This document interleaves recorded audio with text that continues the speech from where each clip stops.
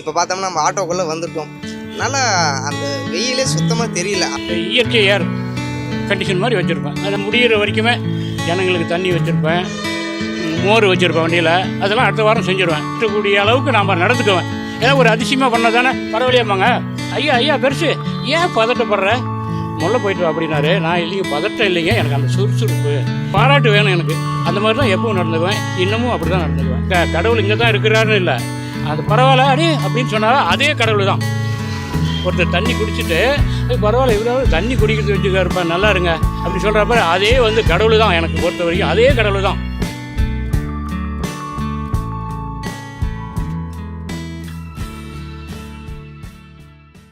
Hi hello ஜெஸ்னா Salem விவசாயத்துக்குமே வணக்கம்.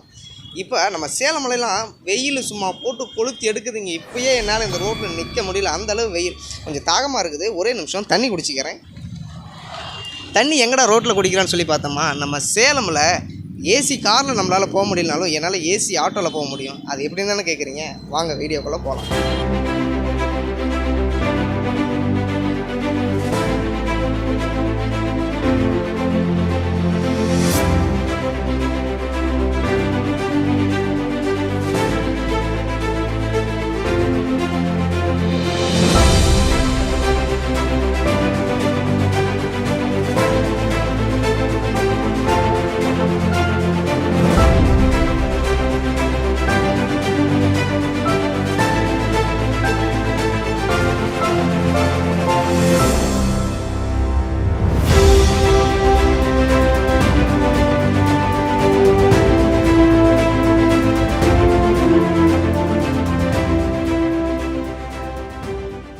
ஆயண்ணா. ஐயோ வணக்கம் தலைவரே. என்னங்கண்ணா ஆட்டோக்கு மேலே வெக்க பொருள் அது இதுன்னு வச்சுருக்கீங்க, என்னென்ன விஷயம்? நான் இப்போது வெயில் காலம் சேலத்தை பொறுத்த வரைக்கும் இப்போவே 100 டிகிரிக்கு மேலே தாண்டிடுச்சு. வெயில் ஜனங்க நெவுளுக்கு நிற்க பார்ப்பாங்க. ஒரு ஆட்டோவில் போனால் அதை கூட கொஞ்சம் உஷ்ணமாக இருக்கும்னு நினச்சி நம்ம கொஞ்சம் கூலிங்காக பண்ணி வசதி பண்ணி தர்றேன். சரிங்கண்ணா, ஆட்டோக்கு மேலே வெக்கப்புல் மட்டும் தான் வச்சுருக்கீங்களா, வேறு என்னென்ன வச்சுருக்கீங்க? அதெல்லாம் என்ன பண்ணுறேன்னு வைக்கப்புல் போட்டுட்டு அதுக்கப்புறம் கொஞ்சம் செம்மண் போட்டு கம்பு ஒரு 100 மில்லி தெளிச்சிருக்கிறேன். கம்பு நான் தண்ணி ஊற்றிக்கிட்டே இருப்பேன் மேலே.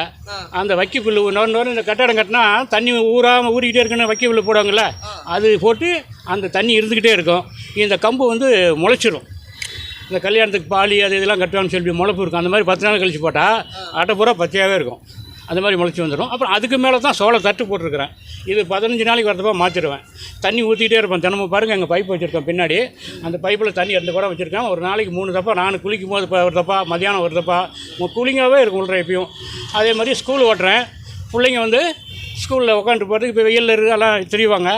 3 மணிக்கு எனக்கு ஸ்கூல் சைத்தானே. அங்கே போய் வெயில் தானே இப்போது படப்பட்டு வண்டியில் ஏறி உட்காந்துக்குவாங்க. இன்னொரு பிள்ளைங்க வரட்டுன்னு. அப்புறம் அதே மாதிரி இப்போ ஜனங்களும் அதே மாதிரி பரவாயில்லைங்க ஐயா அப்படின்னு சொல்கிறாங்க. எனக்கு வயசு 73 முடிஞ்சு 4 நடக்க போகுது. என்னுடைய வயசுக்கு ஏதாவது ஒருத்தர் பரவாயில்லைங்க ஐயா அப்படிங்கிற சொல்லணும் அப்படின்னு நடந்துக்கிட்டு இருக்கிற ஒவ்வொரு வருஷமும். என்னால் வெயில் தாங்க முடியல, நான் கொஞ்ச நேரம் உங்களை ஏசி ஆட்டோவில் உட்காந்துக்கிறதா? உட்காந்து பாருங்கள், அப்படி தான் தெரியும். நான் சொல்கிறத விட சூப்பராக இருக்கும். உட்காந்து பாருங்களேன். இருங்க நான் வரேன்.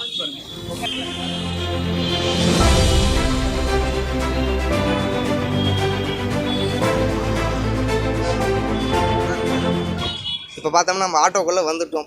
நல்லா அந்த வெயிலே சுத்தமாக தெரியல, அந்தளவு அண்ணன் பயங்கரமாக ரெடி பண்ணியிருக்காரு. வேறு என்னென்னலாம் இந்த ஆட்டோ ஸ்பெஷல் அப்படின்னு சொல்லி கேட்டுக்கிறோம். ஆனால் இந்த மாதிரி மேலே வெக்கப்புல்லாம் வைக்கணுங்கிற ஐடியா உங்களுக்கு எப்படி வந்துச்சு?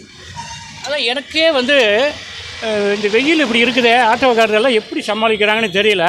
சரி ஒருவேளை அவங்கெல்லாம் இளம் வயசு, எனக்கு 73 வயசு, சிறு வயசு சமாளிக்கிறாங்களா அப்படின்னு பார்த்தா எல்லாருமே அதே கண்டிஷன் தான். ஆனால் யாருமே எந்த முயற்சியும் எடுக்கலை ஆட்டோக்காரங்க. நான் இதை 3 வருஷத்துக்கு முன்னே இந்த மாதிரி பண்ணியிருக்கேன். ஒவ்வொருத்தருமே ஒவ்வொரு வருஷமும் நான் லேட்டாக போடலாம் கூட அவங்க என்னை பிஸி பண்ணி விட்ருவாங்க, போட்டுருவேன். அந்த மாதிரி தான் இப்போ இந்த வருஷம் ஒரு வாரம் லேட்டாக தான் பண்ணிருக்கிறேன். இன்னும் ஒவ்வொரு இந்த வெயில் முடிகிற வரைக்குமே ஜனங்களுக்கு தண்ணி வச்சுருப்பேன், மோர் வச்சுருப்பேன் வண்டியில். அதெல்லாம் அடுத்த வாரம் செஞ்சுருவேன். சரிங்கண்ணா, உங்கள் ஆட்டோவில் வர கஸ்டமர்ஸுக்கு மட்டும்தான் அந்த மோர் தண்ணியெலாம் கொடுப்பீங்களா, இல்லை எல்லாத்துக்குமே கொடுப்பீங்களா? தண்ணி எல்லாத்துக்குமே. நான் புது பஸ் ஸ்டாண்டுக்கு வாடகைக்கு போனால் ஆட்டோக்கார முதல் கொண்டு அந்த ஒரு கேனு 1 லிட்டர் கேனு வீட்டிலேருந்து காலையில் கொண்டாடுவாங்க. கொஞ்சம் 11 மணிக்கு குடிச்சிருவாங்க. அப்புறம் வெறும் கேனை தான் வச்சுருப்பாங்க. நான் போனால் எதிர்பார்த்து பெருசு நெல் அப்படின்னு சொல்லி எல்லாம் முடிச்சிக்கிட்டு விடுவாங்க.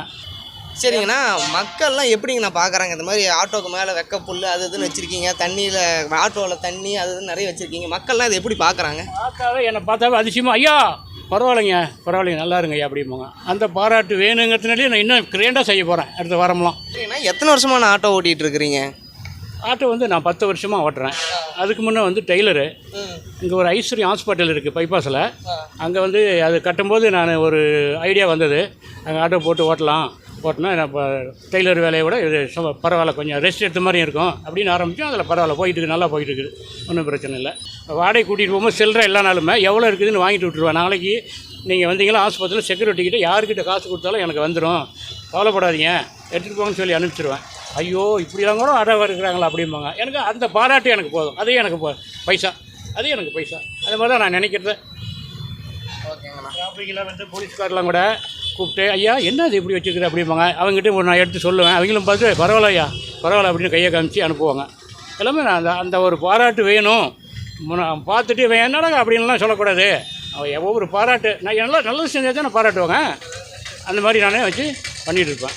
போலீஸுக்காரரோ பார்த்தா கூட ஒரு நாள் கூப்பிட்டு வண்டியில் இருக்கிற அரிசி அதெல்லாம் எடுத்துகிட்டு சொல்லி செக் பண்ணி சொன்னாங்க. நான் வந்து சுறுசுறுன்னு வண்டி எடுத்துகிட்டு போனேன். அவர் என்ன சொன்னார், ஐயா பெருசு ஏன் பதட்டப்படுற, முல்லை போயிட்டு வா அப்படின்னாரு. நான் இல்லைங்க பதட்டம் இல்லைங்க, எனக்கு அந்த சுறுசுறுப்பு அப்படின்னு சொன்னோம். அப்படியா அப்படின்னு சொல்லிவிட்டு பரவாயில்லையா அப்படின்னாங்க. அது ஒரு பாராட்டு இல்லையா? அந்த மாதிரி தான் நான் எப்பவும் இருப்பேன். யாரும் பார்த்து ஒரு பாராட்டு வேணும் எனக்கு. அந்த மாதிரி தான் எப்பவும் நடந்துக்குவேன், இன்னமும் அப்படி தான் நடந்துக்குவேன். பள்ளிக்கூடத்துக்கு இப்போ 3 மணிக்கு நான் போனோடனே வந்து பாருங்களா, அப்படி சந்தேகமாக தான் பின்னாடி ஸ்கூட்டில் வந்து பாருங்கள் அந்த ஆட்டோவை எதிர்பார்த்துருப்பாங்க தண்ணி பிடிக்கிறதுக்கு. எல்லாம் நெவுலில் இருப்பாங்க, கொண்டாந்து தண்ணி ஏதாவது இந்த மாதிரி பாட்டில் ஒரு கேனை தான் கொண்டாடுவாங்க. அதெல்லாம் முடிச்சிருப்பாங்க. நம்ம ஆட்டோ வரும்டா அப்படின்னு சொல்லி பிடிச்சிக்குவாங்க. அது எனக்கு பிடிக்கும். அது மாதிரி தான் நான் ஒவ்வொரு வருஷமும் செய்வேன். ஏன்னா என்னுடைய கொள்கை, என்னுடைய பயன். ஏன்னா கடவுள் இங்கே தான் இருக்கிறாருன்னு இல்லை, அந்த பரவாயில்ல அப்படின்னு சொன்னால் அதே கடவுள் தான். ஒருத்தர் தண்ணி குடிச்சிட்டு பரவாயில்ல இவராவது தண்ணி குடிக்கிறது வச்சுருப்பா நல்லா இருங்க அப்படி சொல்கிறப்ப அதே வந்து கடவுள் தான். எனக்கு பொறுத்த வரைக்கும் அதே கடவுள் தான். நான் வந்து அதிகம் கோயிலுக்கு போகிறது இப்போ போவேன், கம்மி பண்ணிக்கிட்டேன். ஏன் கம்மி பண்ணிக்கிட்டேன் அப்படின்னா, என்னை விட உங்கள் மாதிரி வயசில் உள்ளவங்க கோயிலில் சாமிக்கு பார்க்கணுன்னு வரிசையில் நின்று சாமி பார்க்கணும், கும்பிடணும். நானும் அதில் இருந்தேனாக்கா அவங்களுக்கு இடைஞ்சலாக இருக்கும். சாமியே வந்து என்னை பார்த்துட்டு சாமியே வந்து இவருக்கு பெரியவருக்கு எல்லாம் நான் கொடுத்துருக்குறேன், இன்னும் ஏன் இவங்ககிட்ட வந்து நின்றுக்கிட்டு டிஸ்டர்ப் பண்ணுறாரு அப்படின்னு நினைப்பார் கடவுளை அப்படின்னு நினச்சிக்கிட்டு நான் மனசுலேயே வேண்டிக்குவேன். எங்கே இருந்தாலும் எனக்கு உன்னுடைய அருள் வேணும், நான் வந்து அவங்களுக்கு தொந்தரவு கொடுத்துக்கிட்டு இருக்க வேண்டாம் அப்படின்னு சொல்லி வேண்டிக்குவேன். அது எனக்கு போதும். ஓகே வேர்ஸ், இன்றைக்கி வீடியோவில் நம்ம சேலத்தில் நடந்த ஒரு இன்ட்ரெஸ்டிங்கான விஷயத்தை பற்றி தான் பார்த்தோம், ஏசி ஆட்டோவை பற்றி.